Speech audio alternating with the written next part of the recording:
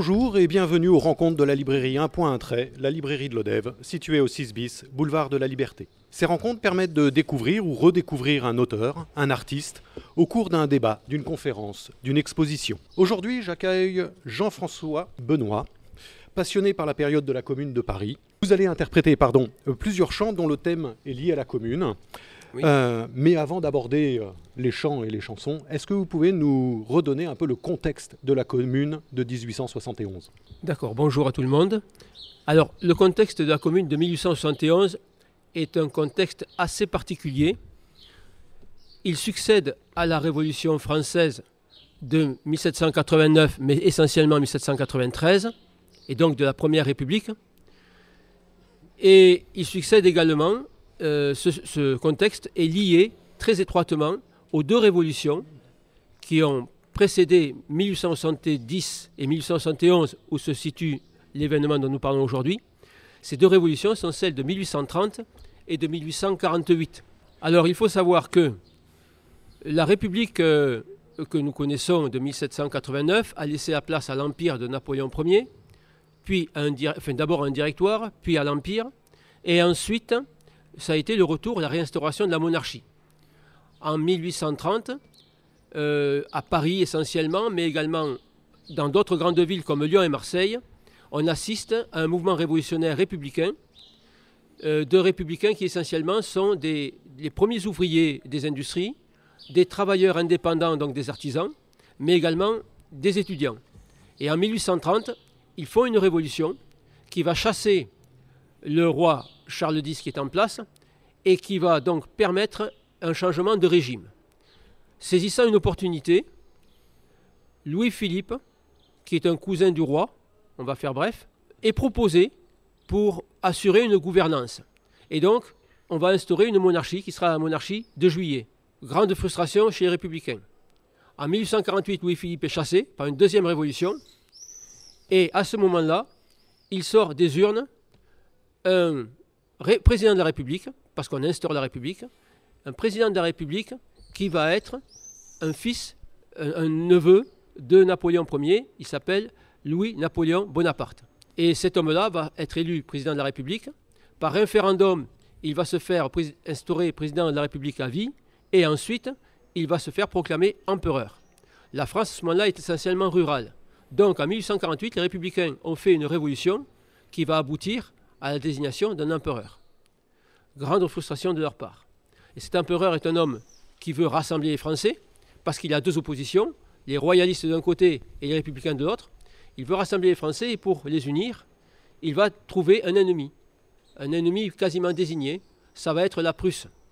Mais il ne sait pas que là, il ouvre la boîte de Pandore, parce que de cette guerre qu'il va déclarer à la Prusse suite à une provocation diplomatique, il va sortir d'une part un conflit que la France va perdre, et il va être fait prisonnier à Sedan, mais il va également sortir l'unité de la nation allemande, parce que la Prusse va montrer, alors qu'elle venait d'envahir l'Autriche 3 ans avant, elle va montrer qu'elle est agressée par la France, elle va appeler tous les petits États allemands qui sont autant de satellites de la Prusse à la rejoindre, et là va naître une fédération allemande, et va également naître, avec la perte de l'Alsace et la Lorraine, l'ouverture d'une grande série que nous connaissons bien, qui sont les deux guerres mondiales qui vont suivre, celle de 14 et celle de 39. 150 ans, commune, comme un espoir mis en chantier, il se levait pour la Commune, en écoutant chanter Potier. 150 ans, commune,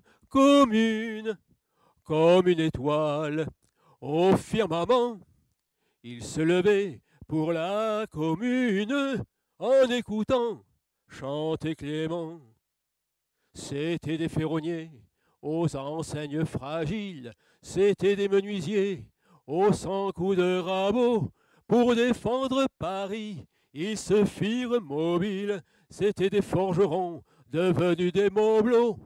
150 ans, commune, comme artisans et ouvriers, ils se battaient pour la Commune, en écoutant chanter Potier. 150 ans, commune, comme ouvriers et artisans. Ils se battaient pour la commune en écoutant chanter Clément. Devenus des soldats aux consciences civiles, c'étaient des fédérés qui plantaient un drapeau, défendant l'avenir au pavé de la ville. C'étaient des forgerons devenus des héros. 150 ans, commune, comme un espoir mis au charnier. Ils voyaient mourir la commune. Ah, laissez-moi chanter Potier. 150 ans, commune, comme une étoile au firmament. Il s'éteignait pour la commune. Écoutez bien, chantez Clément. En 1846, Pierre Dupont écrit une chanson qui parle de la situation des ouvriers de l'industrie, des grandes industries de la révolution industrielle de cette époque-là, et de l'ignorance dans laquelle ils sont, et du fait que quand il faut aller à la guerre, c'est eux qui payent tribut. Nous, dans la lampe le matin, au clairon du coq se rallume. Nous tous, qu'un salaire incertain ramène avant l'aube à l'enclume. Nous qui des bras, des pieds, des mains, de tout le corps, luttons sans cesse, sans protéger nos lendemains contre le froid de la vieillesse. Aimons-nous, et quand nous pouvons nous unir pour boire à la ronde, que le canon se taise ou gronde. Buvons, buvons, buvons à l'indépendance du monde. Nos bras sans relâche tendus aux flots jaloux, au sol avare. Ravis, c'est leur trésor perdu, ce qui nourrit ou ce qui part. Perles, diamants et métaux, fruits des coteaux, grains de la plaine. Braves moutons, quel bon manteau ils se tissent avec notre laine. Aimons-nous, et quand nous pourrons nous unir pour boire à la ronde, que le canon se taise ou gronde. Buvons, buvons, buvons à l'indépendance du monde. À chaque fois que par torrent notre sang coule sur ce monde, c'est toujours pour quelques tyrans que cette rosée est féconde. Préservons-le dorénavant, l'amour est plus fort que la guerre, en attendant qu'un nouveau vent souffle du ciel ou de la terre. Aimons-nous, et quand nous pourrons nous unir pour boire à la ronde, que le canon se taise ou gronde. Buvons, buvons, buvons, buvons pour l'indépendance du monde.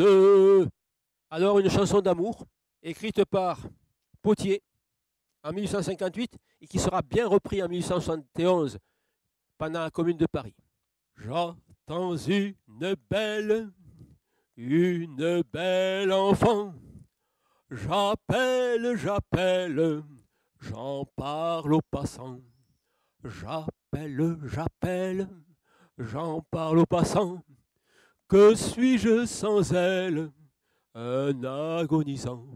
Ah, je l'attends, l'attendrai-je encore longtemps? Ah, je l'attends, l'attendrai-je encore longtemps? Je vais sans semelle, sans rien sous la dent, transi quand il gèle, sans gîte souvent. Transi quand il gèle, sans gîte souvent, j'ai dans la cervelle des mots et du vent. Oh, je l'attends, l'attendrai-je encore longtemps? Ah, je l'attends, l'attendrai-je encore longtemps? La guerre est cruelle, l'usurier pressant. Ma misère est telle que j'en suis méchant. Ma misère est telle que j'en suis méchant. Ah, viens donc la belle, guérir ton amant. Ah, je l'attends, l'attendrai-je encore longtemps? Ah, je l'attends, l'attendrai-je encore longtemps. Ça fait 2-3 jours que je me traîne une petite cochonnerie là. Alors, on va essayer de rire quand même. Le fameux Napoléon III, il va s'appeler Badinguet, on l'a dit tout à l'heure. Ça, c'est Victor Hugo. Mais il va aussi s'appeler, comme la mode est à tout ce qui est asiatique, chinoiserie, japonaiserie, Napoléon III, on va l'appeler le Sir Fichtoncan. Il avait une moustache énorme, un grand sabre et des croix partout. Mais tout ça c'était pour la forme, car ça ne servait à rien du tout. C'était un fameux capitaine qui tenait avant tout à sa peau. Un jour voyant que son sable gêne, aux ennemis il en fait cadeau. V'là le sire de Fichtoncan qui s'en va en guerre, en 2 temps, 3 mouvements, sens devant, derrière. V'là le sire de Fichtoncan qui s'en va en guerre, en 2 temps, 3 mouvements, badingue et Fichtoncan. Comme diplomate c'était un maître, il en montrait au plus malin, mais il ne le faisait point paraître pour ne pas offenser les voisins. La politique c'est une roulette, rouler on ne sort jamais de là. Mais lui rouler sa cigarette, parce qu'il ne pouvait rouler que ça. C'est le sire de Fichtoncan qui s'en va en guerre, en 2 temps, 3 mouvements, sens devant, derrière. Voilà le sire de Fichtoncan qui s'en va en guerre, en 2 temps, 3 mouvements, badingue Fichtoncan. Il était d'une force incroyable. Il inventa plus de 100 canons. Mais le bruit lui faisait une peur du diable. Et ça troublait sa digestion. Excusez-moi. Je vais la dire comme faisait Nougaro. À Millau, vous vouliez entendre les chansons. Je suis à faune, cette salle est sourde. Et peut-être vous-même êtes-vous paralytique. Et puis il est parti sans chanter. Bon, on va pas faire pareil. Il était d'une force incroyable, il inventa plus de 100 canons. Mais le bruit lui faisait une peur du diable, et ça troublait sa digestion. Un jour pourtant, jour héroïque, on fit un pétard éclaté. Il en eut une telle colique, que tout le monde fut ennuyé.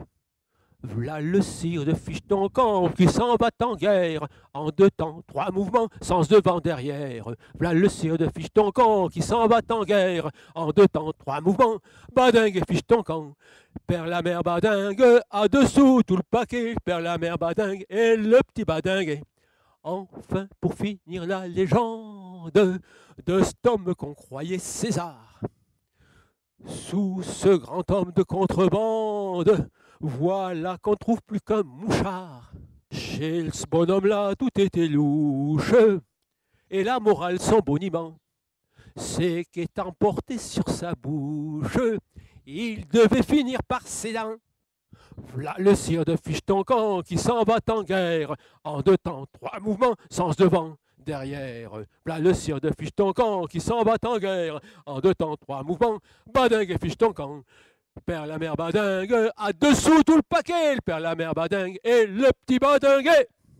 Alors je ne l'avais pas annoncé là, mais il y a le jeu de mots sur Sedan, puisque c'est à Sedan que Louis-Napoléon Bonaparte a été fait prisonnier. Maintenant, nous allons vraiment rentrer dans l'époque de la Commune. Je suis désolé pour la voix, hein, mais depuis 2 jours, elle foire un peu, alors là, elle foire radicalement. Jamais 203. Quand nous chanterons le temps des cerises, et gai rossignol, et merle moqueur seront tous en fête. Les belles auront la folie en tête, et les amoureux du soleil au cœur.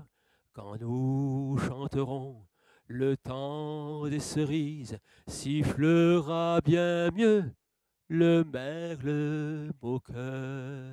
Mais il est bien court le temps des cerises, où l'on s'en va de cueillir en rêvant des pendants d'oreilles,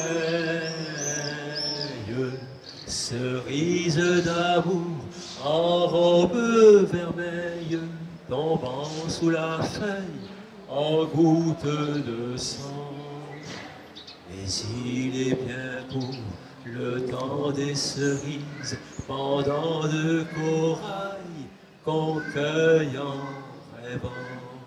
Quand vous en serez au temps des cerises, si vous avez peur des chagrins d'amour, évitez les belles.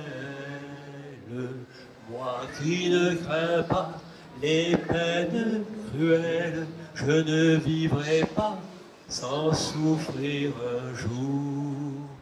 Quand vous en serez au temps des cerises, vous aurez aussi des chagrins d'amour.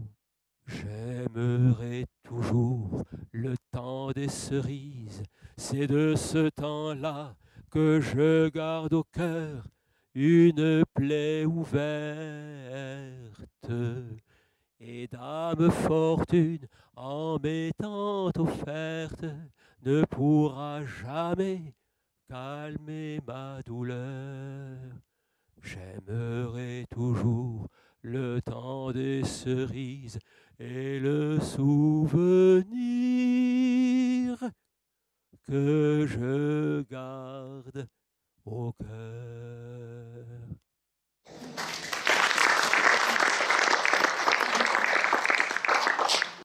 Dernière petite question avant de nous séparer. Comment a été effectuée la sélection de ces différents chants? Alors, quels ont été les critères en fait? D'abord, il faut savoir qu'il y a eu un disque qui a été édité il y a 50 ans. Et je vous signale qu'en septembre, il y aura un nouveau disque qui va sortir de Corentin Coco avec beaucoup d'artistes dedans, des artistes d'aujourd'hui, mais également Francesca Soléville qui a chanté le disque il y a 50 ans. Ces chansons ont été prises dans ce disque-là qui existe encore. On retrouve sur Internet. Elles ont été raccourcies volontairement parce qu'elles sont difficiles au bout d'un certain temps, elles sont un peu redondantes. Et la sélection s'est faite en se respectant la chronologie, ce qu'il fallait connaître avant la commune, ce qui s'est passé pendant, et puis la fin de la commune. Eh bien, merci Jean-François Benoît pour ce moment. Merci donc pour ce moment. Merci Stéphane, merci à la librairie Un Point Entrée. Merci à vous, merci à Radio Lodève pour la diffusion de cette rencontre sur ces ondes, et tout particulièrement à Anne pour la technique. Merci à Nathan pour les prises de vue et le montage futur de cette rencontre. Merci aussi à la préfecture de l'Euro et la DRAC, ainsi qu'à Occitanie Livre pour leur soutien à la librairie Un Point Entrée. Merci à vous et à bientôt.